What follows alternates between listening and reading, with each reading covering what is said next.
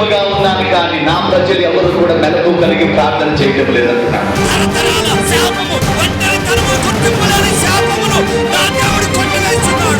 మన దేవుడు ఆశీర్వాదమిచ్చే దేవుడు, స్వస్థపరిచే దేవుడు, జ్ఞానమిచ్చే దేవుడు, బలమునిచ్చే దేవుడు, ఏ మేలు చేయక మానని దేవుడు. ఆయన ఎట్టివాడై ఉన్నారో మనము కూడా అట్టివారమే.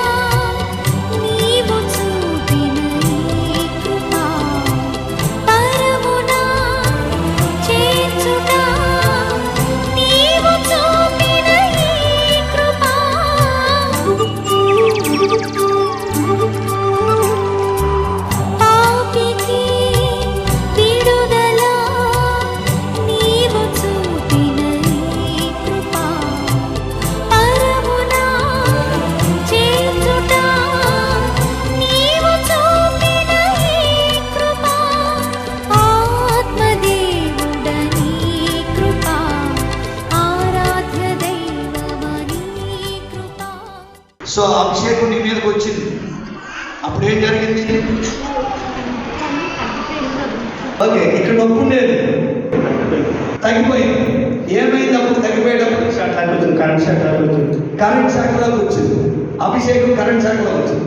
నిజంగా తగ్గిపోయింది. అలా బాగా మార్చిపోతుంది.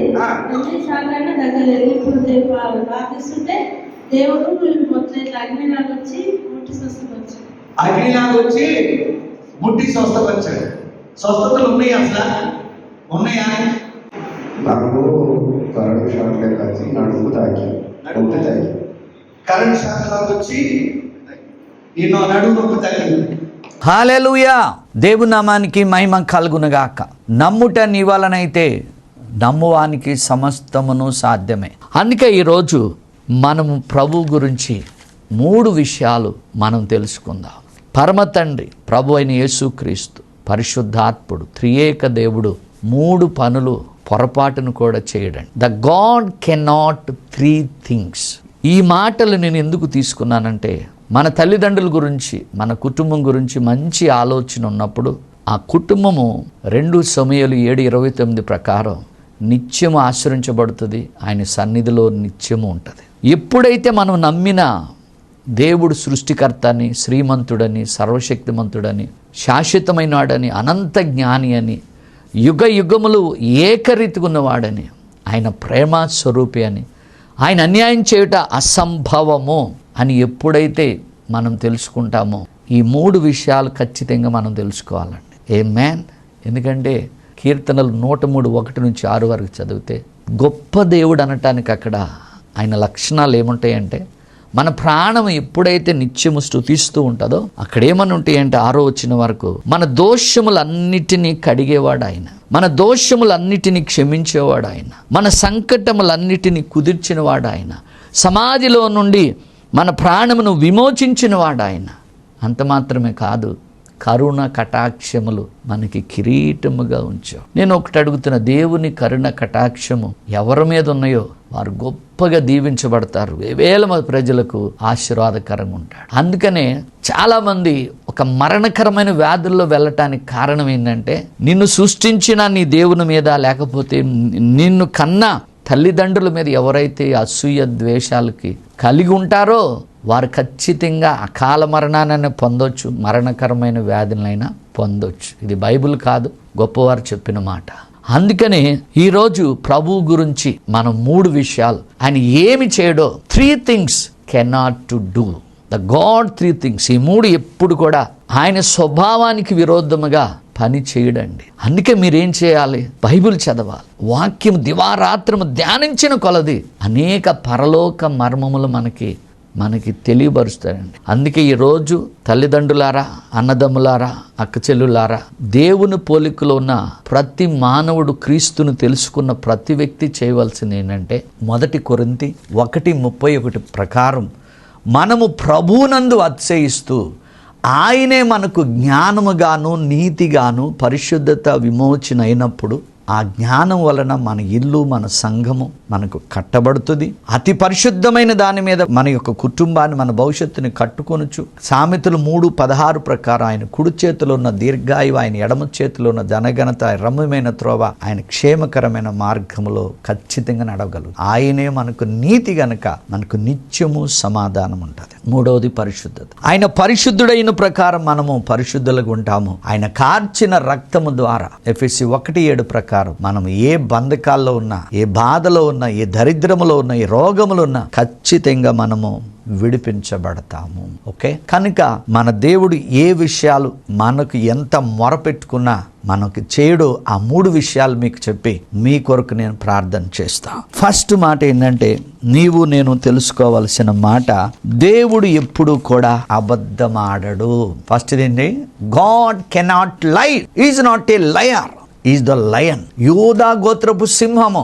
ఎందుకు ఈ మాట చెప్తున్నానంటే, దేవుడు నాకు కల్లోకి వచ్చి చెప్పాడండి, దేవుడు నాకు స్వరం ద్వారా వినబడ్డాడండి, దేవుడు నాతో మాట్లాడాడండి. ఎందుకంటే క్రీస్తుని ఎరగని కుటుంబాల నుంచి వచ్చి రాగానే బాగా సంపాదించేస్తారు.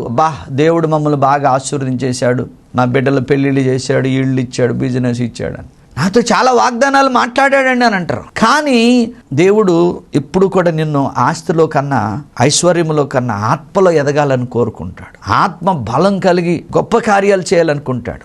మనం ఏంటాం, నా ప్రాణమా తినుము తాగుము సుఖించుము, లక్షల నుంచి కోట్లు, కోట్ల నుంచి ఇంకా కోట్లు, ఆ తర్వాత గొయ్యికెళ్ళేదాకా ఎక్కడ కూడా ₹1 మనకు నష్టం రాకూడదు. ఎందుకంటే ఒక ఫ్యామిలీ నేను చూశానండి. ఆ ఫ్యామిలీ, ఆయనకి చదువు రాదు, కేవలం తెలివితేటలతో దేవుని నమ్ముకున్నాక కోట్లు సంపాదించేశాడు. ఎప్పుడైతే ఆయనకి కొంచెం కష్టం వచ్చేసిందో, ఏంటి, దేవుడు ఈ వాగ్దానం ఇచ్చాడు, దేవుడు ఆ వాగ్దానం ఇచ్చాడు, దేవుడి మీద అబద్ధాలు ఆడేస్తున్నాడు. ఆయన ఎందుకు నెరవేర్చట్లేదు? నాతో చెప్పాడు కదా. ఏమండి, ఇది అబద్ధం కాదా? దేవుని మీదే అబద్ధాలు చెప్పేవాళ్ళు చాలా మంది ఉన్నారు. అందుకని దేవుడు అబద్ధమాడడు. ఆమేన్. వాక్యం చూడండి, తీతు రాసిన పత్రిక 1వ అధ్యాయంలో 2వ వచనములు అంటాడు, దేవుడు అబద్ధమాడనే నేరడు, ఆయన సత్యవంతుడు. ఆయనంట మనకి వాక్యమును ఇచ్చి ఉన్నాడంట. బాగా గుర్తుపెట్టుకోండి, వాక్యం అంటే దేవుడు, జీవం, బలము, శక్తి, మహిమ. వాక్యము ద్వారా అన్నీ నెరవేరుతాయి. నువ్వు పలికిన ప్రతి వాక్యము నెరవేరుతుంది. ఆ వాక్యమే సత్యము కనుక, ఆ వాక్యమే దేవుడు కనుక దేవుడు అబద్ధం ఆడటం ఏంటండి? ఆయన చెప్పింది ఏంటి? సర్వలోకాన్ని మీ కొరకే చేశాను, నా పోలిక నా స్వరూపంలో ఉన్నారు, మీరు ఫలించి అభివృద్ధి పొందండి, విస్తరించండి అన్నాడు. అబ్రహాముకి వాక్యం వచ్చింది, ప్రత్యక్షత వచ్చింది, మాట ఇచ్చాడు, నెరవేర్చాడు, ఇస్సాకు పుట్టాడు, అనేక జనములకు తండ్రిగా అయ్యాడు. ఎక్కడ తప్పాడండి? కానీ ఈరోజు అబద్ధాలు ఆడటలో ప్రజలు ఆనందిస్తారంట. చిన్న చిన్న అబద్ధాలు. ఆఫీస్కి ఎందుకు లేట్ వచ్చావు, చర్చికి ఎందుకు లేట్ వచ్చావు, దశభాగం ఎందుకు ఇవ్వట్లేదు, ప్రార్థన ఎందుకు చేయట్లేదు, వాక్యం ఎందుకు చదవట్లేదు, కనిపెడుతున్నావా, నీ బిడ్డల కొరకు ప్రార్థిస్తున్నావంటే చిన్న చిన్న ఆటల్లోనే మనము తప్పిపోస్తాం. రెండవది ఏంటంటే, అబద్ధాలు ఎందుకు ఆడతారంటే కవర్ చేసుకుంటారు. అంటే చెడ్డదాన్ని కూడా మంచిగా కవర్ చేసుకుంటారు. కానీ నీలో ఉన్నవాడు నిన్ను గమనించట్లేదా? యోసేపు పొతీఫరుతో తప్పు చేస్తే తాత్కాలికంగా కోటీశ్వరుడు అయ్యేవాడు. కానీ సత్యవంతుడు గనుక ఆ పాపం నుంచి దూరం వెళ్ళిపోయాడు, ప్రైమ్ మినిస్టర్ అయ్యాడు. ఈరోజు చెబుతున్నా, ఎవరైతే సంఘం కొరకు, కుటుంబం కొరకు కావచ్చు, మనీ కొరకు, దేని కొరకు అయితే మీరు అబద్ధాలు ఆడుతున్నారో ఖచ్చితంగా మీరు ఎవరు చుట్టాలో మీరే డిక్లేర్ చేసుకోండి. వాళ్ళకి సాతాను తండ్రిగా ఉంటాడు, కానీ ప్రభు మాత్రం అబద్ధము ఆడడు. సొంత కుమారుని పంపించాడా లేదా? పంపించాడు. సిలువ మోసాడు, రక్తం కార్చాడు, ప్రాణం అర్పించాడు. సర్వమును అర్పించిన వాడు. దేవుడు నీకు ఒక వాక్యం ఇచ్చినా, ఒక దర్శనం ఇచ్చినా అవి ఎందుకు నెరవేరవంటే, శ్రద్ధ గలవాడు ఐశ్వర్యవంతుడు అవుతాడు, శ్రద్ధ గలవాడు ఎముకలు పుష్టిగా ఉంటాయి, శ్రద్ధ గలవాడు ఏలుబడి చేస్తారు. ఎవరైతే ప్యాషన్ కలిగి సేవకుడిగా చేస్తాడో, తీవ్రత కలిగి, ఖచ్చితంగా ఆయన సన్నిధిలో ఉన్న సంపూర్ణమైన సంతోషాన్ని, ఆయన కుడి చేతిలో నిత్య సుఖములు అనుభవిస్తారు. సో మొట్టమొదటిది ఏంటంటే, దేవుడు చేయని పని ఏంటంటే కెనాట్ డూ లై. ఎందుకంటే ఆయన సర్వశక్తిమంతుడండి. ఆయనకి సమస్తమును సాధ్యమే. ఆమేన్, హల్లెలూయా. చాలా మంది ఏం చేస్తారంటే భయంతో అన్నమాట, భార్య ఏమంటుందని భయంతో అబద్ధం ఆడతారు, భర్త ఏమంటుందో భయంతో అబద్ధం ఆడతారు. కానీ దేవుడు మాత్రం ఎట్టి పరిస్థితుల్లో కూడా. అందుకని ఉదయకాలం నుంచి రాత్రి వరకు నువ్వు ఏమేమి మాటలు మాట్లాడావో, ఎన్ని మాట్లాడావో ఎప్పుడైనా మనం పరిశీలించుకుంటామా? కానీ గుర్తుపెట్టుకో, నిన్ను దేవుడు పరిశీలిస్తాడు, పరిశోధిస్తాడు. అందుకని పేతురు 3 సార్లు అబద్ధం ఆడాడు. కానీ అబద్ధం అనేది దేవుడికి ఇష్టం కాదు గనుక తన వాస్తవంలోకి తీసుకొచ్చి 3 సార్లు, పేతురు నీవు నన్ను ప్రేమిస్తున్నావా, నీవు నన్ను ప్రేమిస్తున్నావా, ఆ మాట తిరిగి అన్నప్పుడే అతనికి పరిచర్య అప్పగించాడు. మందన మేపు, గొర్రెపిల్లల మేపు, మందన కాయమంటున్నాడు. ఎవరైతే ఈరోజు సాతానికి చుట్టముగా, సాతాన్ని తండ్రిగా ఉంచుకోని కనుక సత్యవంతుడైన యేసు ప్రభువుని నమ్మినప్పుడు, మీరు అబద్ధాలు ఆడుతున్నప్పుడు మీరు చిలిపిగా సరదాగా ఏ విధంగా ఆడండి, దైవజనుడిని మోసం చేస్తూ లేకపోతే ఏ విధంగా ఆడండి, కానీ మీరు లెక్క చెప్పాల్సి వస్తుంది. ఆమేన్. దేవుడు మాత్రము ఎట్టి పరిస్థితిలో అబద్ధము ఆడడు. ఆమేన్, హల్లెలూయా. సంఖ్యాకాండంలో కూడా 23:19 కూడా ఇక్కడ కూడా ఉంటది. ప్రభు అంటున్నాడు, మానవుడు మానవుడే, దేవుడు సత్యవంతుడు, దేవుడు ఎప్పుడు కూడా అబద్ధము ఆడడు. కనుక మనము యథార్థముగా, మీరు కీర్తనలు 112 చూస్తే యథార్థముగా ప్రవర్తించేవాడు, ఆయన మాటలను బట్టి అధికముగా ఆనందించేవాడు, వాడి ఇంట కలిమియు సంపద ఉంటదండి. ఓ సహోదరి సహోదరుడు, ఇప్పటికైనా అబద్ధాలు దేవుడు ఆడు, మనమే ఆడతాం, చిన్న ఆటకి ఆడతాం, కానీ అవి కూడా జరుగుతాయి. ఫస్ట్ మనం నేర్చుకోవాల్సింది, నా దేవుడు సత్యవంతుడని నమ్మితే, ఆ సత్యములో నువ్వు ప్రతిష్ఠ చేయబడితే, ఆ సత్యమనే వాక్యమే గలతీ 5:1 ప్రకారం నిన్ను స్వతంత్రుడిగా చేస్తుంది. అది రోగం కావచ్చు, దరిద్రం కావచ్చు, అప్పు కావచ్చు, వ్యాధి కావచ్చు, వివాహం కావచ్చు, ఏ సమస్య అయినా నా యందు మీరును మీ యందు నా మాటలు నిలిచిన యెడల మీకేది ఇష్టమో అది దేవుడు ఖచ్చితంగా మీకు చెయ్యనుగాక. హల్లెలూయా. చెప్పాలంటే చాలా రిఫరెన్స్లు ఉన్నాయి కానీ ఓకే, రెండవది చూద్దాం. God cannot forget. దేవుడు ఎప్పుడు కూడా మర్చిపోడు. ఈరోజు ప్రతి క్రైస్తవుడు కూడా సంఘానికి రావటానికి ఇష్టపడతాడు. ఎందుకో తెలుసా? అబ్బో నేను ఎన్నో సంవత్సరాల సంఘానికి వస్తున్నా, ఆ పాస్టర్ గారు ప్రార్థన చేస్తాను, దేవుడే ఉంటే నాకు ఈ బాధ ఏంటి, దేవుడే ఉంటే నాకు ఈ కష్టం ఏంటి, నేను వాక్యం చదవట్లేదా, ప్రార్థన చేయట్లేదా, దక్షిణ భాగం ఇవ్వట్లేదా, దేవుడు నన్ను మర్చిపోయాడండి. వీళ్ళందరూ ఏం చేస్తారు తెలుసా? దేవుడు నన్ను మర్చిపోయాడు అనే వాళ్ళందరూ పొర్రపాటును కూడా వాక్యము ధ్యానించరు, వాక్యం చదువుతారు, భయముతో చదువుతారు. క్యాలెండర్లో ఒకటి తీసుకుంటారు, ఆ రోజు ఇంత ముక్కు చదువుతారు. కానీ బైబిల్ ఏం చెప్తుంది? కీర్తనలు 1లో దివారాత్రము దేవుని వాక్యాన్ని ధ్యానించేవాడు సకాలమందు ఫలమిచ్చు చెట్టు వల్ల ఉంటాయి. బైబిల్ చదవండి. ఇశ్రాయేలు కాపాడువాడు, కునకడు నిద్రపోన్నాడు, ఆయనే నిన్ను ప్రాణమును కాపాడినాడు. ఓ పరిగెత్తుతావు, ఎంత వచ్చినా నీకు తృప్తి కలగదు. కానీ దేవుడు మాత్రము ఎప్పుడు కూడా ఎవరిని కూడా విడిచిపెట్టాడంట. ఆమేన్. మొట్టమొదట నీతిమంతులు ఎన్నడూ కూడా కదలరంట. నీతిమంతులు చెట్టు వలె ఉంటారంట. ఆయన నిన్న నేడు నిరంతరం ఏకరీతిగున్నవాడు. ఏమండి, ఆయన హెబ్రీయులకు రాసిన పత్రిక 13:5 ఆయన నిన్ను ఏ మాత్రమును విడువను ఎడబాయనంటే, నాకు దేవుడే ఉంటే కష్టం ఏంటి, దేవుడే ఉంటే బాధ ఏంటంటే, ఏమండి ఆనాడు అబ్రహాం, ఇస్సాక్, యాకోబు టైంలో దేవుడు ఉంటున్నాడు. కానీ ఈనాడు ప్రభు ఎంత తగ్గించుకున్నాడు తెలుసా? నీ రూపంలోకి వచ్చి నీ సిలువ మోసి రక్తం కార్చి నీ కొరకు అంత గొప్ప త్యాగం చేసి మరలా ప్రపంచమంతటా ప్రతి ఇంచులో ఆయన సన్నిధి ఉండాలనే ఆశతో ఆయనే పరలోకానికి వెళ్ళిపోయి మరలా తన ఆత్మను మనకిచ్చాడు. ఆ ఆత్మ డైరెక్ట్గా మనలోకి వచ్చి మనల్ని ఉద్ధరిస్తుంది, మనల్ని బాగు చేస్తుంది. మనలో ఉన్నవాడు లోకంలో ఉన్నవానికంటే గొప్పవాడు. ఆమేన్, హల్లెలూయా. ప్రభు మాత్రము ఎప్పుడు కూడా ఎవరిని కూడా ఉండడు. అలాగే మరి దుష్టులను కూడా మరి విడిచిపెడతాడా? ఎందుకు విడిచిపెడతాడండి? ఆయన పోలికలు ఉన్న ప్రతి ఒక్కరిని కూడా ఆయన విడిచిపెట్టాడు. కావాలితే మీరు లూకాసు సువార్త 6వ అధ్యాయంలో 35 నుంచి 37 వరకు చదివితే అక్కడ ఏమంటాడంటే, ఆయన దుష్టుల ఎడలను, కృతజ్ఞత లేని వారి ఎడలను ఉపకారే అన్నాడు. అబ్రహాము అబద్ధమాడాడు, విడిచిపెట్టాడా? దావీదు బెత్షెబాతో పాపం చేశాడు, విడిచిపెట్టాడా? సంసోను పాపం చేశాడు, విడిచిపెట్టాడా? ఎవరిని కూడా విడిచిపెట్టలా. వారి గమ్యస్థానం వారు హాయిగా చేరారండి. ఈనాడు పరిశుద్ధాత్ముడు నీలో ఉంటే ఎఫెసీ 1:13-14 ప్రకారం నువ్వు రక్షణ పొందిన నాటి నుండి నీవు ఏమేమి అడిగున్నావో అవన్నీ నెరవేరటానికి గ్యారంటీగా పరిశుద్ధాత్ముడు నీకు ఉంటాడు. కానీ ఆత్మచేత ఆయన ముద్రించి నిన్ను ఖచ్చితంగా ఆయన పరలోకానికి చేరే వరకు భద్రపరుస్తాడు. ఆయన ఎవ్వరిని కూడా మరిచిపోడు. దేవునికి మహిమ కలుగునుగాక. హల్లెలూయా. అందుకనే ఈరోజు ప్రభు నీతో నాతో మాట్లాడుతున్న రెండో పాయింట్ ఏంటంటే, ఆయన ఎవ్వరిని ఎవ్వరిని కూడా మర్చిపోయే దేవుడు కానే కాదు. ఆమేన్. ఆయన విడిచిపెట్టే దేవుడు కానే కాదండి. ఒకసారి నేను డ్రైవింగ్ చేసుకుంటా అలసిపోయాను, మీటింగ్ అయిపోయింది, రామోజీ ఫిలిమ్స్ దగ్గరికి వచ్చేవరకు నేను నిద్రపోయినా. కానీ కారు వెళ్తూనే ఉంది, ఎప్పుడు పండుకున్నానో తెలియదు. సడన్గా మెలకు వచ్చింది, డ్రైవింగ్ సీట్లో నేను. కానీ దూతలు ఉన్నాయి, నమ్మండి. ఆమేన్. ఆయన అంతటా అందరూ కూడా మారు మనసు పొందాలని కోరుకుంటున్నాడు. ఆయన మర్చిపోయే దేవుడు కాదు. ఏం మర్చిపోతాడు తెలుసా? నీ పాపములను మర్చిపోతాడు, నీ అతిక్రమలను మర్చిపోతాడు, నీ దోషములను మర్చిపోతాడు, నిన్ను సంపూర్ణునిగానే చూస్తాడు. హెబ్రీ 10:14 ప్రకారం ఒక్క అర్పణ చేత సదాకాలానికి సంపూర్ణుడిగా చేశాడు. నువ్వు ఎంత ఆయన ముందు తెలిసి తెలియక చేసినా నేను పాపినని కాలితే 1 యోహాను 1:9 ప్రకారం మన పాపములను మనం ఒప్పుకునే యెడల ఆయన సమస్త దుర్నీతి నుండి మనల్ని విడిపించి మనల్ని పవిత్రులుగా చేస్తాడు. మన దోషములు మన పాపములు అన్నీ కూడా మర్చిపోతాడు. ఆమేన్. నీతిమంతుడిని కాపాడుతాడు. దుష్టుడు కూడా ఎవరైతే మారు మనసు పొందటానికి తిరిగి వచ్చినా రాకపోయినా ఆత్మ విలువ యొక్క చాలా విలువైంది కనుక అతనికి కూడా దేవుడు ఉపకారిగా చేస్తాడు. అందుకని దేవుడు తీర్పు దినమందు ధైర్యం కలిగినట్లు యేసు ప్రభు శిలువ మోసినాక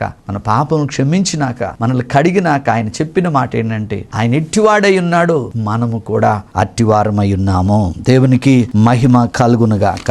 హల్లెలూయా. యెషయా 49లో కూడా 17వ వచనంలో ఇక్కడ కూడా అంటాడు, ఆయన మాత్రము ఎవ్వరిని కూడా విడిచిపెట్టనే పెట్టాడు. ఏమండి, మహోన్నతిని చాటున నివసిస్తున్నాం, సర్వోన్నత నీడన విశ్రమిస్తున్నాం. ఆయన రెక్కలతో మనల్ని కప్పి ఉన్నాడండి. ఏ తెగులు మనకి గుడారమునకు సమీపించదు. హల్లెలూయా. ఓకే, మూడోది చూద్దాం. God cannot remember. హల్లెలూయా. ప్రభు అంటున్నాడు ఆయన నేనే. యెషయా గ్రంథము 43:25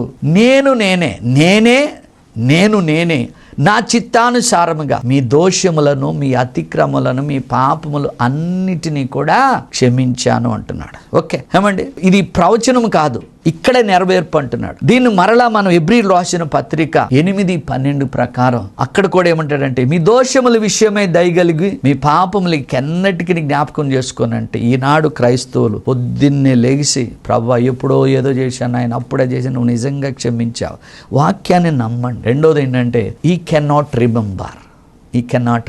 అందుకే మీకు గుడ్ న్యూస్ ఏంటంటే మిమ్మల్ని చూడగానే పరమ తండ్రి ఏం చూస్తాడో తెలుసా? మీ మీద ఆయన పరిశుద్ధ రక్తాన్ని చూస్తాడు. చూసి నా కొడుకు ఇతని కొరకు రక్తం కార్చాడు, సో కనుక ఈ దోషములను, ఈ అతిక్రమలను, వీటన్నిటిని కూడా ఎన్నడూ కూడా మేము జ్ఞాపకం చేసుకుని అంటాడు. అందుకే ఆయన రక్తం వల్ల, ఆయన నామం వల్ల, ఆయన విశ్వసించుట వల్ల మనము నీతిమంతులుగా తీర్చబడ్డాము. ఆమేన్. హల్లెలూయా. దయచేసి ఈరోజు ప్రభువుని మనం అర్థం చేసుకోవాల్సింది ఏంటంటే ఆయన 3 విషయాలు మన జీవితంలో ఆయన గుణానికి వ్యతిరేకముగా ఏది కూడా చెయ్యడు. మొట్టమొదటిది ఏంటంటే ఆయన అబద్ధం ఆడాడు, ఆయన మాట ఇచ్చినవాడు, నమ్మతగినవాడు, ఆయన ఎవరిని మర్చిపోడు, ఆయన ఏది అంటే ఏ పాపమును, ఏ దోషమును కూడా ఆయన గుర్తుంచుకోడు. ఆయన ప్రేమ స్వరూపి, ఆయన శాశ్వతమైన ప్రేమతో మనల్ని ప్రేమిస్తాడు. మనము బ్రతికుండి చూడండి, ఆయన ఇచ్చింది ఏంటి తెలుసా? శక్తి, ప్రేమ, ఇంద్రియ నిగ్రహం గల ఆత్మను మాత్రమే ఇచ్చాడు. ఈ 3 మనము అబద్ధం ఆడతాం, మనం మర్చిపోతాం, మనము గుర్తుంచుకోం. కానీ దేవుడు ఆయన ఎప్పుడూ కూడా ప్రేమిస్తూనే ఉంటాడు. అందుకే ఈరోజు ప్రభు మీ అందరితో రాకడొచ్చేంత వరకు మీ బ్యాక్గ్రౌండ్లు, మీ గుంటలు తవ్వుకోకుండా ఆయన ప్రేమ యొక్క ఎత్తు, లోతు, పొడవు, వెడల్పు తెలుసుకుంటూ అత్యధికమైన శక్తి పొందుకుని సేవకుడైన, విశ్వాసైన గొప్ప కార్యాలు, ఘనమైన కార్యాలు చేయండి. ఆయన రాజ్యమును విస్తరించండి. మనం పొందుకున్న నివాసముతో పాటు వేవేల ప్రజలు, అనేక మంది ఆ పరలోకములో నివాసములు పొందుకొనుగాక. హల్లెలూయా. దేవుని నామానికి మహిమ కలుగునుగాక. నమ్ముట నీ వలనైతే నమ్మువానికి సమస్తమును సాధ్యమే.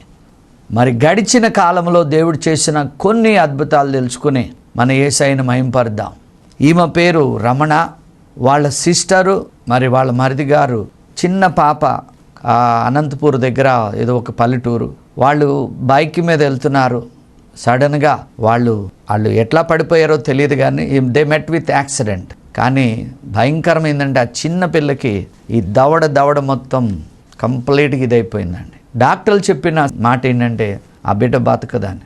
కానీ దేవుని మహిమ కొరకు చెప్తున్నా, ఎప్పుడైతే ఫోన్లో ఏకీభవించి ప్రార్థించామో 2 days తర్వాత ఆ తల్లిగారు చెప్పిన సాక్ష్యం ఏంటంటే, అయ్యా పాప చాలా బాగుంది, దేవుడే బతికిచ్చాడు. మీకు గత కాలంలో కూడా ఒక సాక్ష్యం చెప్పాను. ఒక చిన్న పాప, ఒక 2 years పాప 3rd floor నుంచి కింద పడిపోయింది. వాళ్ళమ్మ, అన్నా నువ్వు ఏది అడిగిన ఇస్తా అన్నా, నా కూతురు బతకదని అన్నారు. కానీ అద్భుతం ఏంటంటే అసలు ఆమెకి ఏమీ కాలేదండి. ఎందుకంటే ద్వితీయోపదేశకాండం 33:27 ప్రకారం శాశ్వతమైన దేవుడు మనకు నివాస స్థలమైనప్పుడు ఆయన బాహువులంట మన కింద ఉంటుందంట.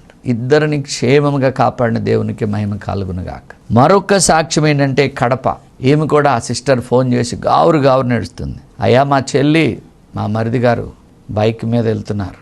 ఇవి సాక్ష్యాలండి, మాకు టైం లేదు, వాళ్ళు వీడియోలో పంపించలేక నేను ఓరల్గా చెప్తున్నా. వీళ్ళు వెళ్ళి చెట్టుకే గుద్దుకున్నారు ముగ్గురు.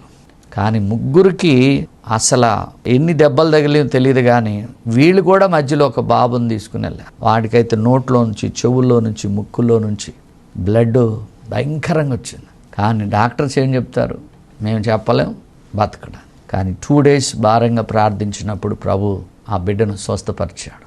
ఎందుకంటే కీర్తనలు 107:20 ప్రకారం ఒక వాక్యం ఉంటుంది, ఆయన తన వాక్కును పంపి వారిని బాగు చేశానని.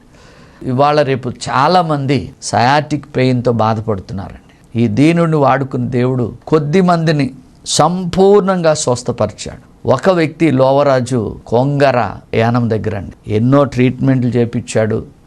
ఆ తర్వాత బాధ తట్టుకోలేక బయట కూడా మంత్రాలు మాయలు కూడా చేపించాడు. కానీ వాళ్ళ సహోదరుడు రాజు హైదరాబాద్లో ఉంటాడు.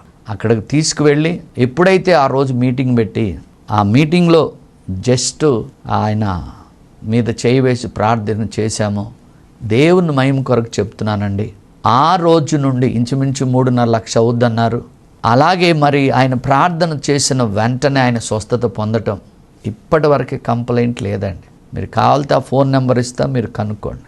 మరొక సాక్ష్యం ఏంటంటే పాలకొల్లులో దేవి అని, ఆమెకి డబ్బులు లేవు, ఈ నడుము దగ్గర నుంచి జిమ్మున లాగుద్దంట. డాక్టర్స్ కూడా కాకినాడలో చెప్పారంట, అమ్మ 3 lakhs పైన అవుతుంది అని. కానీ ఆ మనీ లేక యేసు ప్రభు ఫోటోని ఇట్లాగు దగ్గరకు హత్తుకుని ఏడ్చేదంట. ఒకరోజు మరి నా ప్రోగ్రాం చూస్తున్నప్పుడు అసలు నిజంగా స్వస్థతలు ఉన్నాయా, మరి ఈయన దైవజనుడేనా అని అనుకుని విశ్వాసంతో ఆ టీవీ ముందు ఆమె చేయి పెడితే, కేవలం దేవుని మహింపరచడానికి, మిమ్మల్ని బలపరచడానికి చెప్తున్నానండి. ఎప్పుడైతే లాస్ట్లో చివరిలో ప్రార్థన చేస్తున్నాను వాక్యమైన తర్వాత, ఈ వెన్నుపూస దగ్గర ఒక వెన్నుపూస మీద ఇంకొక వెన్నుపూస ఇట్లా ఉండాల్సింది, ఇట్లా పైకి డబల్గా ఉండేవారికి ఆ పెయిన్కి తట్టుకోలేక లెగ్ అంతా ఇలా ఉండేదంట. పెయిన్ భయంకరంగా ఉండేది. కానీ ఎప్పుడైతే ప్రార్థన చేస్తున్నానో టప్పమంట సౌండ్ వచ్చి ఆ వెన్నుపూస సెట్ అయిపోయింది. ఆమెకి సంపూర్ణమైన స్వస్థత మన ప్రభు అయిన యేసు ఇచ్చాడు. ఆమేన్, హల్లెలూయా. ఎవరో సంగతి నాకు తెలియదు, కానీ మా ఇంటిలోనే నా యొక్క బ్రదర్ తోడలుడంట, ఆయన కూడా ఇంచుమించు కొన్ని నెలల పాటు ఈ సయాటిక్ పెయిన్ అంటే ఇక్కడ ఈ నరము ఎముకని ఇలా గుచ్చుకుని ఏం చేస్తుందంటే జిమ్ముమంట కరెంట్ షాక్ లాగా లాగుతూనే ఉంటుంది. కానీ అది బాధ వర్ణాదేత, మనకి నరం పడితేనే ఆ నొప్పి తట్టుకోవాలి. ఆ నరం ఇలా నొక్కి ఏమవుతుందంటే ఆ నరము కట్ అయిపోయి కాలు పడిపోతుంది. సరే, ఆయన కూడా ఆపరేషన్కి సిద్ధపడ్డాడు, మనీ తెచ్చుకున్నాడు. ఆ రాత్రి మేమంతా కలిసి ప్రార్థన చేసినాక ఇంకొక డాక్టర్ సెకండ్ ఒపీనియన్ కోసమని నేనే కారులో ఆయన తీసుకుని వెళ్ళాను. వెళ్తున్నప్పుడు ఆయన వంకరగా నడిచేవాడు. నేను కార్ పార్కింగ్ చేసి ఇలా చూసినప్పుడు ఆ వంకరగా నడిచే వ్యక్తి మంచిగా నడుస్తున్నాడు. అప్పుడు నేనన్నా, విజయ్ కుమార్ ఒక్కసారి నువ్వు చెక్ చేసుకో, దేవుడు బాగు చేశాడు అనుకుంటున్నానండి. అతను ఎమ్మటే ఎగరటం మొదలుపెట్టాడు. దేవుని మహిమ కొరకు చెప్తున్నా, ఇప్పటి వరకు ఆ ప్రాబ్లం లేదండి.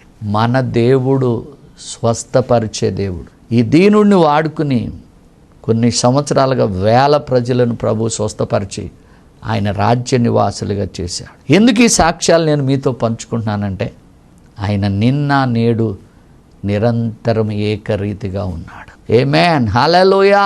ప్రతి మానవుడు రక్షణ పొందాలంటే 6 గంటలు ఆ సిలువలో ఏలాడుతూ ఒక మాట అంటున్నాడు. ఇది ప్రపంచానికి సవాలు చేసిన మాట, ఇది క్రైస్తవులకు ఎదుర్కోలేని మాట. తండ్రి నేను చేర్చున్నాను, నా ప్రేమను వాళ్ళకి చూపిస్తా. తోమా ధైర్యం వచ్చినావు, ఇక్కడ ఇక్కడ టెస్ట్ చేసుకో. ఎంతకాలం ఈ వేషధారణ భక్తి, ఏది ఆయన సంపూర్ణత? మనం ఎవరమో తెలుసా? ఆయన నీతిని పరిశుద్ధతను మోసేవాళ్ళము. ఆయన పరిశుద్ధతను మహిమను గాడిదలాగా మోయమంటున్నాడు. ఇక్కడ ఒక్కొక్కరిని దేవుడు విడిచి సంఘము కొరకు పని చేయమంటున్నాడు. నేను రాబోతున్నాను, యుగాంతం వరకు నేను మీతో ఉంటానంటున్నాడు. సువార్త అంటే నమ్మిన వాడికి రాజ్యం.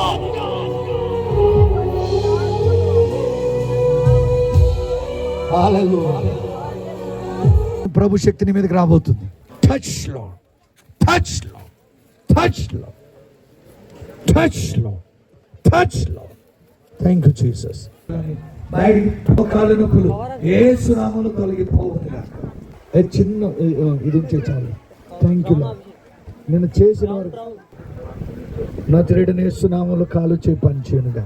ఒక 2 months నుంచి సివియర్ థ్రోట్ పెయిన్తో బాధపడుతున్నాను అనమాట. అంటే లైక్ వాటర్ కూడా తీసుకోలేకపోతున్నాను. మెడిసిన్ తీసుకున్న ఆ ఒక్క డేకి నాకు రిలీఫ్ వస్తుంది, మళ్ళీ నెక్స్ట్ డే చాలా సివియర్గా ఉంటున్నాను. నేను ఫెడప్ అయిపోయాను. అయితే నేను లాస్ట్ సండే నేను చర్చ్కి వచ్చేటప్పుడు అనుకున్నాను అనమాట, ఇదేదో దురాత్మ వల్లనే అని నేను గ్రహించి పాస్టర్ గారి దగ్గరికి వెళ్ళాను అనమాట. ప్రేయర్ చేయించుకున్నాను. ఎప్పుడైతే మరి పాస్టర్ గారు ప్రార్థన చేశారో వెంటనే తగ్గిపోయింది అనమాట. God grace. అసలు థ్రోట్ పెయిన్ నాకేనా ఉంది అన్నంతగా గాడ్ నన్ను హీల్ చేశారు. నేను ఇంటికి వస్తుంటే కూడా నేను అనుకున్నాను, దేవా నువ్వు నన్ను స్వస్థపరిచా దైవసేవకుల ద్వారా. పుట్టనే నేను కృతజ్ఞతలు చెల్లించుకుంటా నేను ఇంటికి వెళ్ళిపోయాను. ఇప్పటి వరకు నాకు ఎలాంటి పెయిన్ లేదా. దేవునికి చాలా కృతజ్ఞతలు. నా కొరకు ప్రార్థించిన దైవ సేవకులకు వందనాలు. అదే ఇంకొక చిన్న సాక్ష్యం ఏంటంటే, నా పెద్ద కుమారుడు శామీవాన్, మేము సమ్మర్లో విలేజ్కి వెళ్ళేసి వచ్చామన్నమాట.